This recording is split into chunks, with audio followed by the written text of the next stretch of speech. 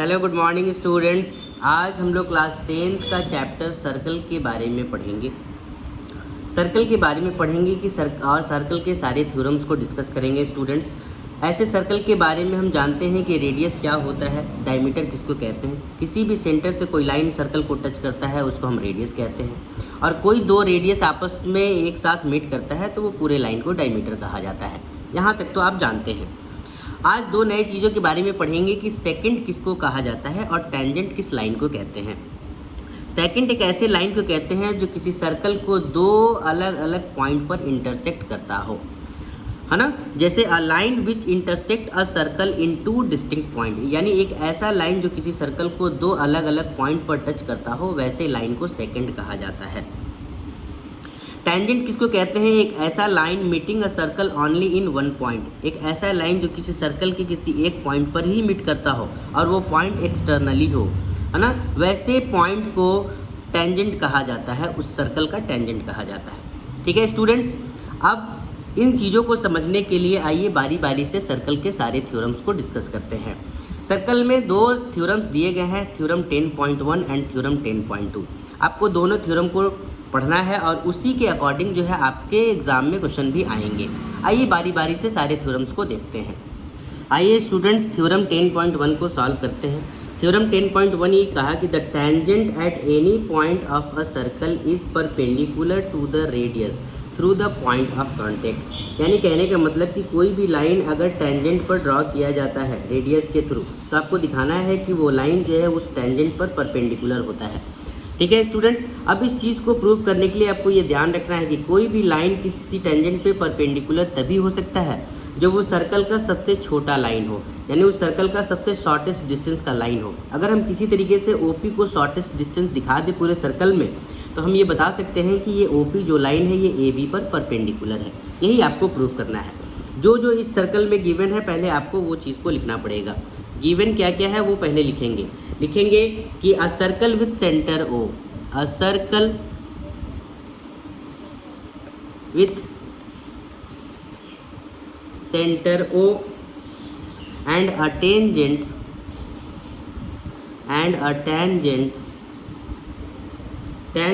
A B at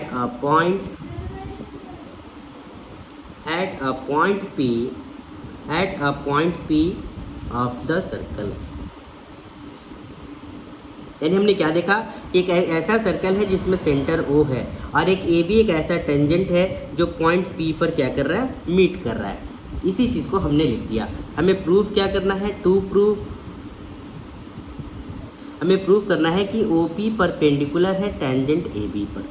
किसी तरीके से OP को अगर हम शॉर्टेस्ट डिस्टेंस दिखा दें तो हम आसानी से प्रूफ कर सकते हैं कि ये OP जो है वो AB टेंजेंट पर परपेंडिकुलर है।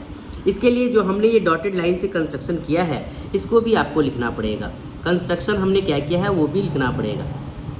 लिखेंगे क्या? लिखेंगे कि take a point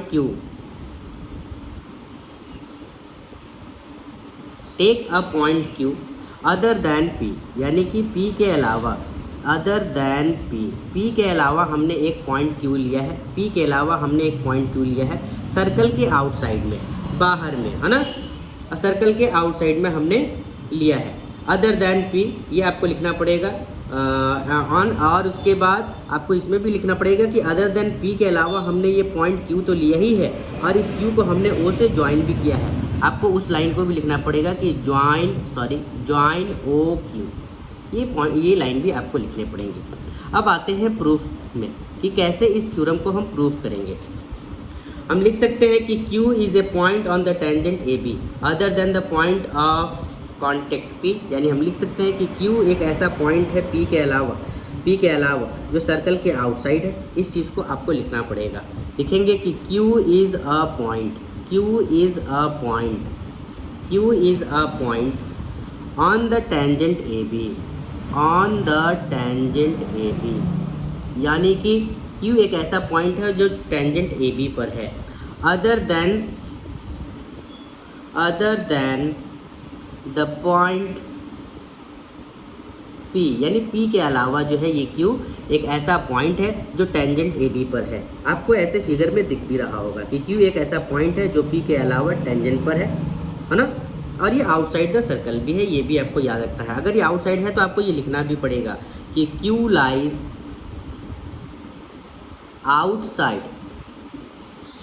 outside the circle, ये भी लाइन आपको लिखना पड़ेगा। अगर ये Q आउटसाइड द सर्कल यानी ये Q पॉइंट जो है अगर सर्कल के आउटसाइड है तो हम लिख सकते हैं देन ऐसा दिख रहा है कि जो OR है उससे बड़ा होगा OQ। अब ये OR क्या है? R एक ऐसा पॉइंट है जो लाइन OQ को इंटरसेक्ट कर रहा है ना। R एक ऐसा पॉइंट है जो लाइन OQ को इंटरसेक्ट कर रहा है।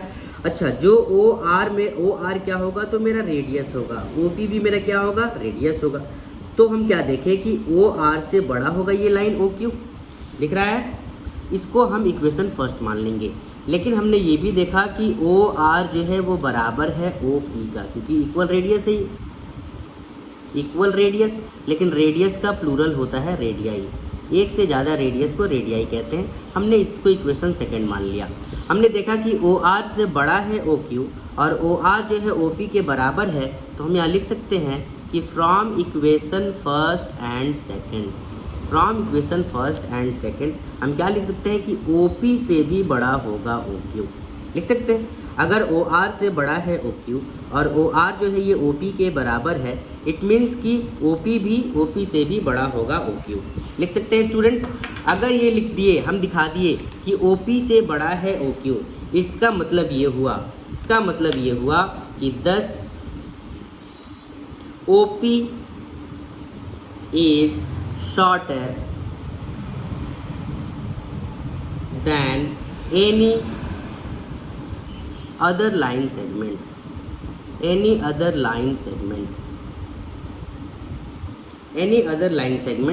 joining O। यानी हम लिख सकते हैं कि OP जो है सबसे शॉर्टर होगा, सबसे छोटा होगा किसी और भी लाइन सेगमेंट के अलावा। जैसे हमने देखा कि OQ बड़ा है OP से, OR से भी ये बड़ा है। हमने Q पॉइंट को टेंजेंट पर रखा जो P के अलावा था। हमने यही देख लिया कि Q जो है P से बड़ा है। अगर ये पहला लाइन ही इससे बड़ा हो गया, इट मीन्स कि OP जो होगा वो मेरा सबसे छोटा लाइन होगा, ठीक है। तो हम लिख सकते हैं, इसीलिए क्या होगा? The shortest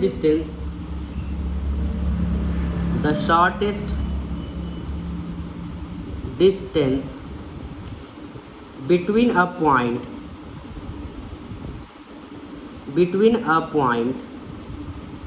and a line is the perpendicular distance। यानी हम लिख सकते हैं कि ये जो शॉर्टेस्ट डिस्टेंस होगा ये एक ऐसा लाइन होगा जो परपेंडिकुलर डिस्टेंस पर होगा। अगर ये परपेंडिकुलर डिस्टेंस पर होगा, इट मीन्स कि ये OP जो है वो परपेंडिकुलर होगा AB का, और इसी को आपको प्रूव करना था। आई होप स्टूडेंट्स ये आपको थ्योरम 10.1 समझ में आया होगा। और अगर आपको मेरा वीडियोस अच्छा लग रहा है स्टूडेंट्स, तो मेरा जो यूट्यूब चैनल है, यूट्यूब जो मेरा चैनल है उसका नाम है एजुकेशन वाला 7862। स्टूडेंट्स आप इस चैनल को ज़्यादा से ज़्यादा सब्सक्राइब कीजिए, लाइक कीजिए और कमेंट भी कीजिए। इसके बाद थ्योरम 10.2 को हम लोग डिस्कस करेंगे। ये स्टूडेंट्स थ्योरम 10.2 को हम लोग डिस्कस करते हैं। थ्योरम 10.2 ये कहता है कि the length of tangents from an external point to a circle are equal. यानी आपको ये बताना है कि अगर किसी टेंजेंट को ड्रॉ किया जाता है और किसी एक्सटर्नल पॉइंट पर इसको मीट कराया जाता है तो ये टेंजेंट आपस में इक्वल होते हैं। ये आपको प्रूव करना है। सर्कल में जो जो गिवन है पहले हम उस चीज़ को लिखेंगे। गिवन क्या क्या है पहले उस चीज़ को लिखेंगे। गिवन ये है कि to tangents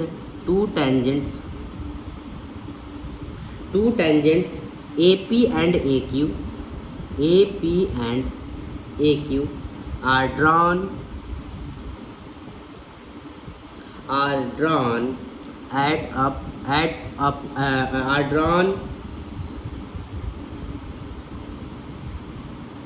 from a point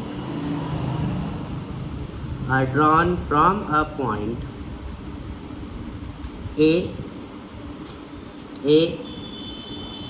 to a circle with a center O। हमने ये देखा कि दो टेंजेंट्स को हमने ड्रॉ किया है AP एंड AQ, और ये दोनों टेंजेंट्स जो है पॉइंट A पर ड्रॉन है, यानी कि पॉइंट A पर ये मीट कर रहा है। और हमें ये भी दिखाना है कि वो जो है इस सर्कल का सेंटर है। हमने इसमें डॉटेड लाइन से जो दिखाया है ये हमने कंस्ट्रक्शन किया है, ये भी हमें लिखना पड़ेगा कि हमने कंस्ट्रक्शन क्या किया है। तो हमने कंस्ट्रक्शन क्या किया है, हमने ज्वाइन किया है 3 लाइन को, ज्वाइन किया है OP, OQ एंड OA। हमने 3 ये लाइन को ज्वाइन किया है, ठीक है स्टूडेंट्स। OP को ज्वाइन किया है, OQ को ज्वाइन किया है और OA को ज्वाइन किया है। अब आते हैं टू प्रूफ में। हमें प्रूफ क्या करना है, हमें दिखाना है कि ये जो AP टेंजेंट है ये AQ के बराबर है, ये हमें दिखाना है। इस लाइन को, इस टेंजेंट को आपस में बराबर दिखाने के लिए इसी तरीके से अगर ये दो ट्रायंगल को हम कॉन्ग्रुएंट दिखा दें तो आसानी से इस साइड को हम CP/CT से बराबर दिखा सकते हैं। लेकिन उससे पहले हमें इस ट्रायंगल को बताना पड़ेगा कि आखिर ये ट्रायंगल कैसा है। हम जानते हैं थ्योरम 10.1 का इस्तेमाल करके इस थ्योरम 10.2 को बनाएंगे। हम जानते हैं कि AP जो है एक टेंजेंट है, AP is a tangent at P पर जो है AP एक टेंजेंट है जो पॉइंट P पर बन रहा है। और OP क्या है, and OP is a radius, OP is the radius, OP क्या है, रेडियस है थ्रू P, यानी पॉइंट P पर ही, ठीक है। अगर AP एक टेंजेंट है जो पॉइंट P पर बन रहा है और OP मेरा रेडियस है, तो इसका मतलब ये हो गया कि यूजिंग थ्योरम 10.1 हम ये बता सकते हैं कि OP परपेंडिकुलर होगा AP पर, क्योंकि हम जानते हैं कि कोई भी लाइन टेंजेंट पर ड्रॉ होता है वो हमेशा परपेंडिकुलर होता है। उसी तरीके से सिमिलरली OQ भी मेरा परपेंडिकुलर होगा, किस पर, तो ये होगा AQ पर। OQ भी मेरा AQ पर परपेंडिकुलर होगा। अगर ये परपेंडिकुलर होगा इट मीन्स कि ये जो दो ट्रायंगल हैं परपेंडिकुलर होने का मतलब कि ये 90 डिग्री का एंगल बनाएगा, ये भी 90 डिग्री का एंगल होगा और ये भी 90 डिग्री का एंगल होगा। ऐसे भी हम जानते हैं कि टेंजेंट जिस पॉइंट पर मीट करता है वो हमेशा 90 डिग्री का एंगल फॉर्म करता है। तो यहाँ से दो ट्रायंगल हो गए, तो हम लिख सकते हैं कि in triangle OPA and triangle OQA। हम दोनों में क्या देखें कि मेरा OP बराबर होगा OQ का, क्योंकि ये दोनों इक्वल रेडियस है और रेडियस का प्लूरल क्या होता है, रेडियाई, यानी ये इक्वल रेडियाई है। एक चीज़ तो हमें मिल गया, हमने देखा कि दोनों में OA जो है ये मेरा कॉमन होगा। और दो चीज़ हो गया, और ये एंगल जो है 90 डिग्री का दिख रहा है, तो हम यहाँ दिखा सकते हैं कि एंगल जो मेरा OPA होगा वही बराबर होगा एंगल मेरा OQA का। रीजन क्या लिखेंगे, ईच 90 डिग्री। 3 रीजन मेरे पास मिल गया। 3 रीजन अगर मेरे पास मिल गया तो हम आसानी से लिख सकते हैं कि इसीलिए ट्रायंगल जो मेरा OPA होगा वो कॉन्ग्रुएंट होगा ट्रायंगल OQA का। रीज़न क्या लिखेंगे, तो बाय RHS कॉन्ग्रुएंसी, क्योंकि ये 90 डिग्री का एंगल फॉर्म कर रहा है। RHS कॉन्ग्रुएंसी से हमने इसको कॉन्ग्रुएंट दिखा दिया। अगर कोई भी ट्रायंगल आपस में कॉन्ग्रुएंट हो जाता है तो उसका हर एक चीज़ आपस में बराबर हो जाता है। इसी दो ट्रायंगल का वो साइड है AP एंड AQ, ये आपस में बराबर होगा। रीज़न क्या लिखेंगे, by CP/CT corresponding part of congruent triangles. ये प्रूफ हो गया। आई होप स्टूडेंट्स आपको ये बात समझ में आ रहा है। अगर स्टूडेंट्स ये आपको बात समझ में आ रहा है स्टूडेंट्स, तो आप मेरे चैनल को ज़्यादा से ज़्यादा लाइक कीजिए, सब्सक्राइब कीजिए और फॉलो भी कीजिए। मेरा यूट्यूब जो चैनल है वो है एजुकेशन वाला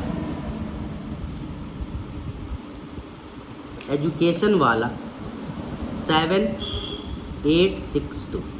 स्टूडेंट्स आप इस चैनल को ज़्यादा से ज़्यादा लाइक कीजिए, सब्सक्राइब कीजिए। आने वाले जितने भी वीडियोस हैं उसमें फाइनल एग्ज़ाम यानी कि इस बार 2026 में क्लास 10th में जितने भी इंपॉर्टेंट क्वेश्चंस आने वाले हैं, प्रीवियस ईयर में जितने भी क्वेश्चंस आए हैं उसी के बेसिस पर हम लोग सारे क्वेश्चंस को डिस्कस करेंगे। स्टूडेंट्स आप ज़्यादा से ज़्यादा इस चैनल को लाइक कीजिए, सब्सक्राइब कीजिए, फॉलो कीजिए और स्टूडेंट्स सपोर्ट भी कीजिए। Thank you.